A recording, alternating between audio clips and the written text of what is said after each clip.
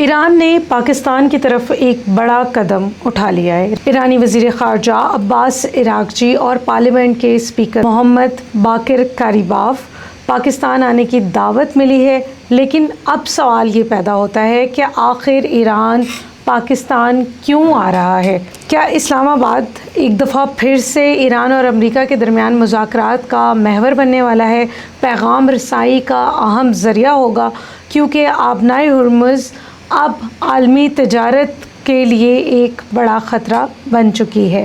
ایران کہتا ہے کہ ہم براہ راست امریکہ سے مذاکرات نہیں کر رہے ہیں، لیکن ثالثوں کے ذریعے پیغامات کا تبادلہ ہو رہا ہے، اور اس میں سب سے اہم بات کیا ہے؟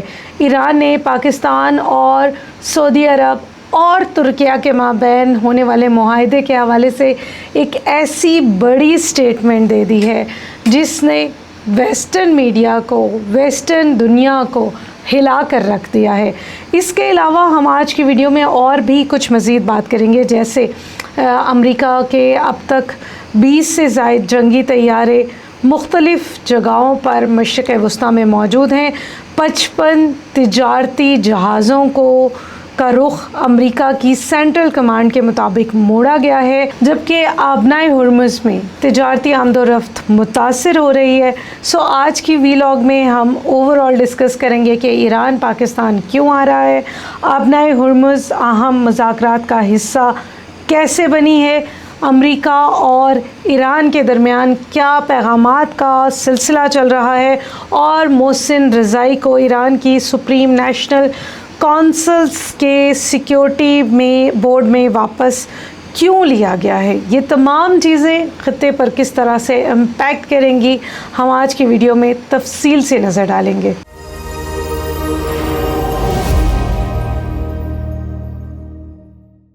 السلام علیکم، آپ دیکھ رہے ہیں توارے پاکستان، مجھے کہتے ہیں صوفیہ صدیقی، اور اس توارے پاکستان کے سیریز میں ہم بات کرتے ہیں 24 گھنٹوں میں ڈیولپ ہونے والی دنیا بھر سے اہم سچویشن کے اوپر، اور اب کیونکہ ایران کے اوپر بڑی کشیدگی کا سلسلہ جاری ہے، انٹرنیشنل ریلیشنز، گلوبل افیئر میں کیا ہو رہا ہے، ہم ان کے اوپر نظر ڈالتے ہیں۔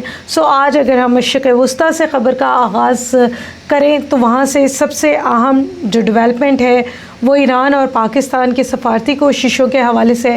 ایران آ رہا ہے پاکستان، لیکن کیوں آ رہا ہے؟ ایرانی وزارت خارجہ کے ترجمان اسماعیل بقائی نے تصدیق کر دی ہے کہ ایرانی وزیر خارجہ عباس عراقچی اور پارلیمنٹ میں جو اسپیکر قومی اسمبلی ہیں ایران کی پارلیمنٹ کے محمد باقر کاریباف، وہ آ رہے ہیں پاکستان، ان کو دعوت وصول ہوئی ہے پاکستان کی طرف سے۔ ایرانی وزارت خارجہ نے کہا ہے کہ یہ دورہ مناسب حالات میسر آنے پر شیڈیول کر دیا جائے گا۔ اگر یہ دورہ ہوتا ہے تو اس کا مطلب ہے کہ یہ پاکستان کے لیے ایک بڑی سفارتی کامیابی ہے۔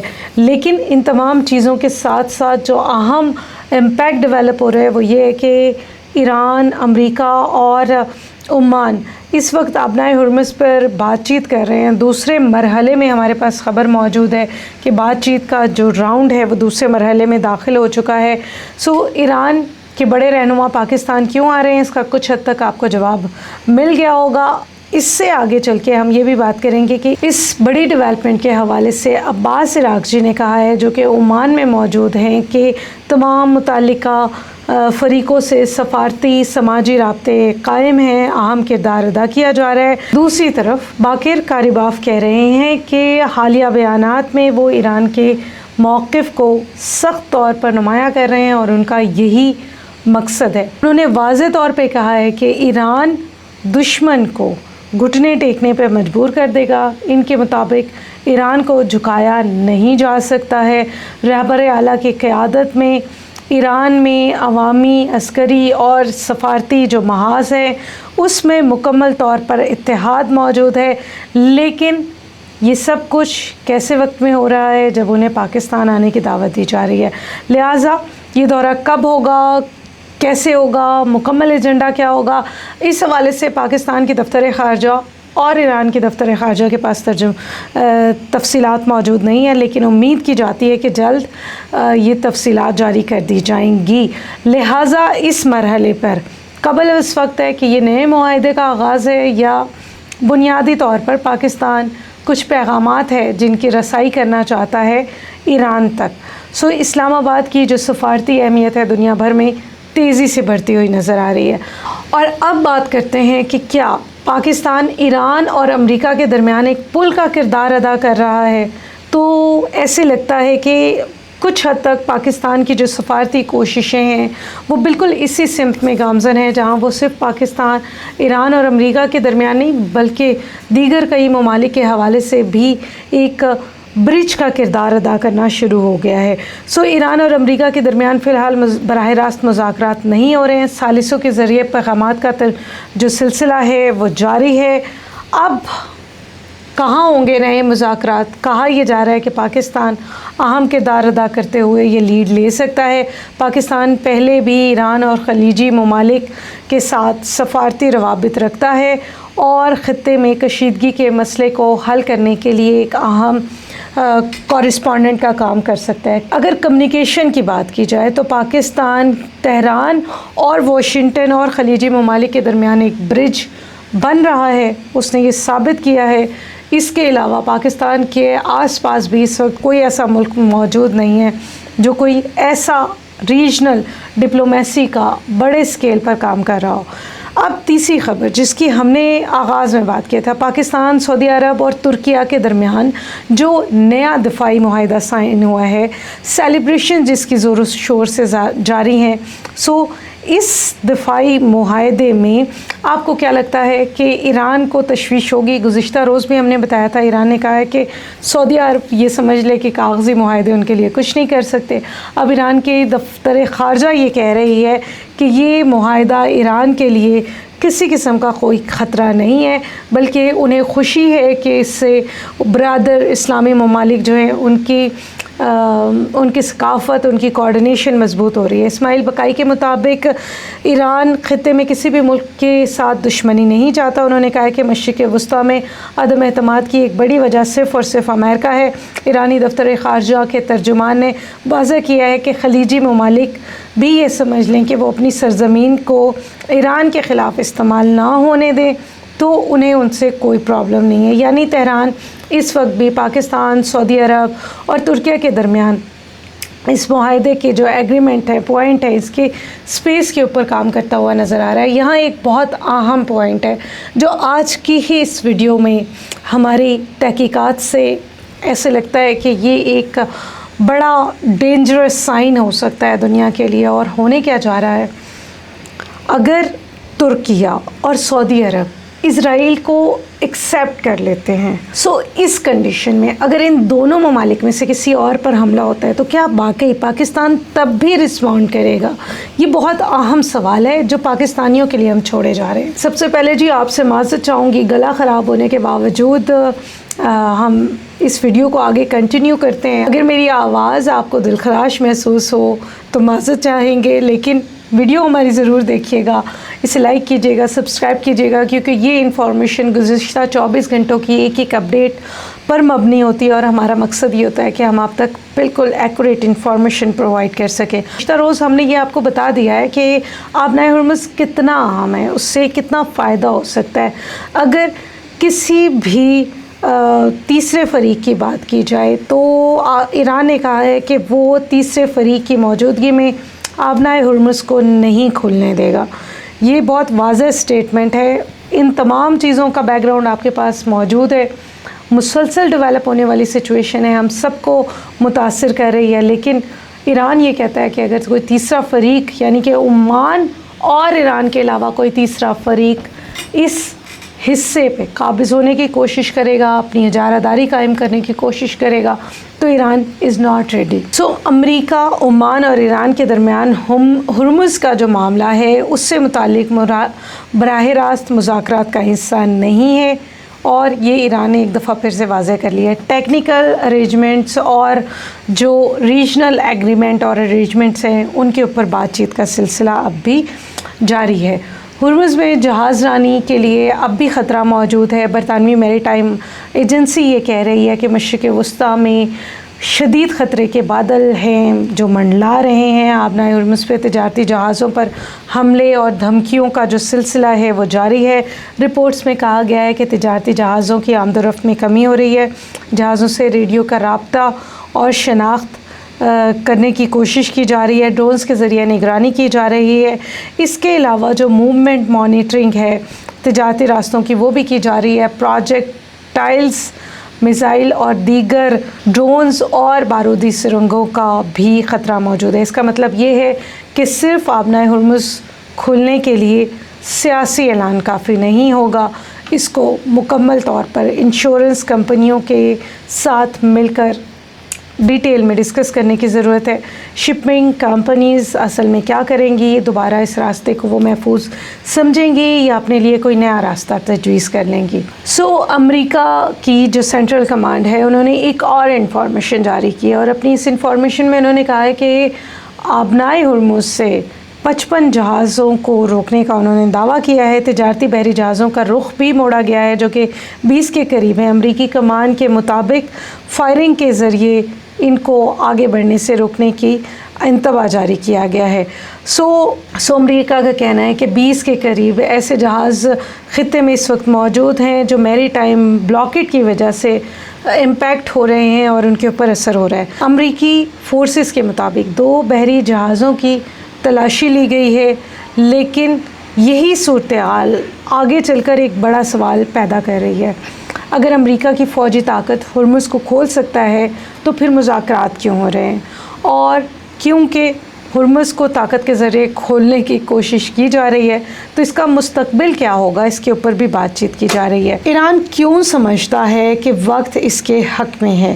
یہ ایک اہم سوال ہے. امریکی تجزیہ کاروں کا یہ کہنا ہے کہ ایران مسلسل یہ سمجھ رہا ہے کہ یہ وقت ان کی فیور میں ہے اور انہیں جو ایک طویل عرصے سے جاری جنگ تھی اس کو انٹرسیپٹ کرنے کے ساتھ ساتھ جنگ تو اکانومی گراؤنڈ میں چل رہی تھی نا، مختلف دباؤ کے ساتھ، پریشر کے ساتھ، اکنامیکل پابندیوں کے ساتھ. ایران کے لیے یہ ایک بہتر موقع ہو سکتی ہے. یہی ویسٹرن جو ماہرین ہیں ان کا یہ خیال ہے کہ تیل کی قیمتوں میں اس کے اوپر بڑا امپیکٹ ہو رہا ہے. خطے میں جو زبردستی ہے آبنائے ہرمز اس کو کھولنے کی کوشش کی جا رہی ہے. مزید فوجی کارروائیاں اگر آگے چلتی ہیں تو ان کا روٹ کیا ہوگا؟ ٹریڈ روٹس کے حوالے سے بات کی جا رہی ہے. جنگ کی جو اسٹریٹجیز ہیں وہ کتنی ضروری ہیں؟ جنگ کی قیمتیں بھی، جو جنگ کی قیمت ہے اس میں بھی اضافہ ہو رہا ہے.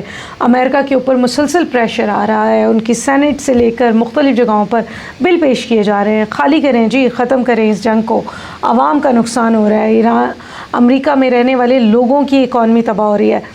لیکن اب ہم بات کرتے ہیں کہ ان سب چیزوں کے ساتھ ساتھ ایران کے لیے کچھ اور بھی تو مشکلات ہیں ان کی اسٹریٹجیز کے حوالے سے. امریکہ کے حملوں کی وجہ سے ایران کی قیادت جو کہ اپنا نقصان پہلے ہی کر چکی ہے، بحری اور فضائی حملوں کی صلاحیتوں کو نقصان پہنچا ہے.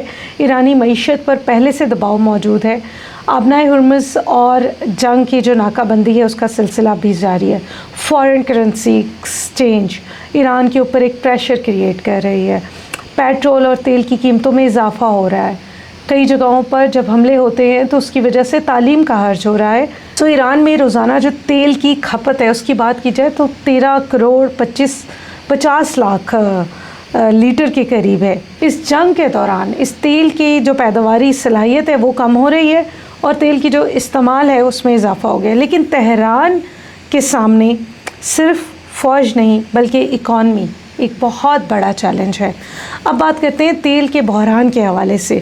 ایران کے جو پارلیمنٹ کے اسپیکر ہیں باقر کاریباف اور ایران کے جو صدر ہیں مسعود پشیزکیان، انہوں نے خبردار کیا ہے کہ پیٹرول کی قیمتوں میں اضافہ نہ کیا جائے. امپورٹڈ فیول تک رسائی مشکل ہو سکتی ہے. اگر ایران کی بڑی مقدار میں تیل اور پیٹرول کی درآمد کرنا پڑتا ہے تو اس کو بجٹ میں خاصا خسارے کا سامنا کرنا پڑے گا. زر مبادلہ کے ذخائر پہلے ہی دباؤ کا شکار ہے، مہنگائی میں بھی اضافہ ہو رہا ہے، جنگ بھی جاری ہے. ایران کے لیے معاشی میدان میں ایک بڑا چیلنج ہے اس وقت جو اس کو آگے فیس کرنا ہے۔ اب آتے ہیں ایران کے اندر ہونے والی تبدیلیوں کے حوالے سے۔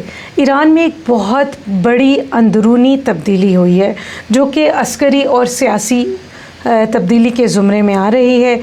محمد باقر ذوالقدر جو کہ پرسوں تک کی ہماری ویڈیو میں ایران کے سپریم نیشنل سیکیورٹی کونسل کے سیکرٹری تھے، انہوں نے اپنے عہدے سے استعفیٰ دے دیا ہے، اور ایران کے صدر مسعود پزشکیان نے محسن رضائی کو نیا سیکرٹری مقرر کر دیا ہے۔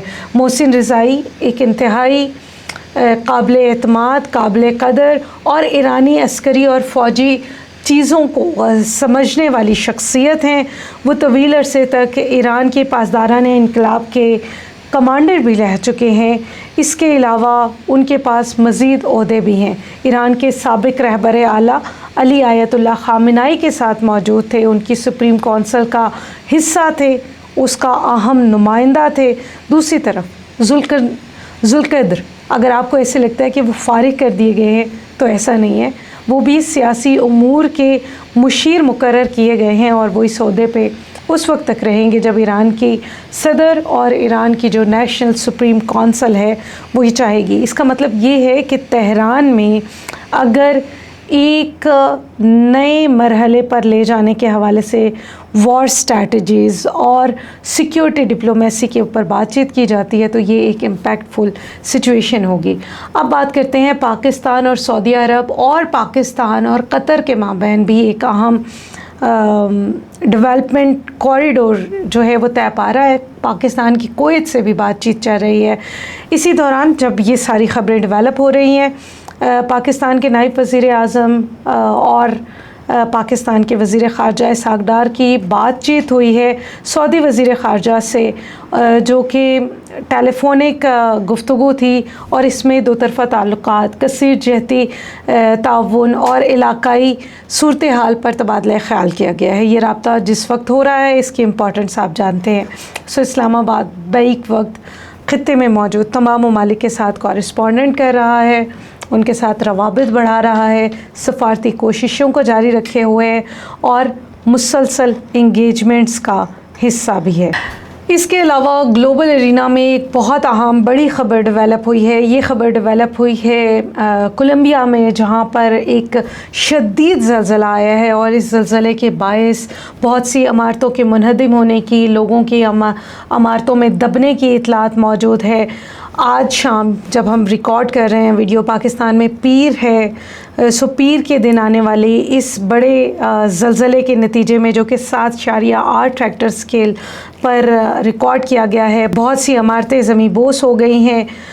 اس کی گہرائی بہت کم تھی، اس لیے خدشہ یہ ظاہر کیا جا رہا ہے کہ کئی عمارتوں کے ڈیمیج ہونے کی وجہ سے بہت سے لوگ جو اس علاقے میں دب گئے ہیں، اب ان کے لیے ریسکیو اینڈ سرچ آپریشن کا آغاز کر دیا گیا ہے۔ اس کے علاوہ جاتے جاتے آپ کو خطے کی سب سے بڑی خبر سناتے جائے، مجتبیٰ خامنائی کے ساتھ حالیہ جو ملاقات ہے وہ ہوئی ہے ایرانی صدر کی، یعنی کہ مسعود پزشکیان کی۔ 7 گھنٹے تک یہ ملاقات جاری رہی ہے، جس میں حالیہ صورتحال کے اوپر بات چیت کی گئی ہے، اتحاد اور یکجہتی اور تحفظ کے اوپر بات چیت کی گئی ہے۔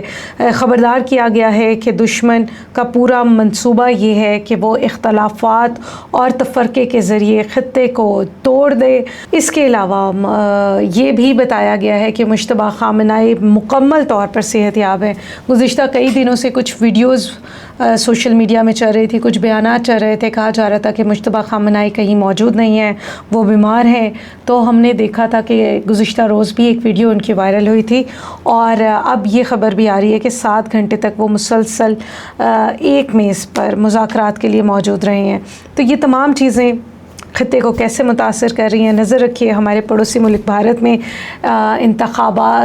امتحانات کی اصلاح کے لیے تجاویز دی گئی ہیں۔ پاکستان میں سیکیورٹی کے چیلنجز ویسے ہی چل رہے ہیں۔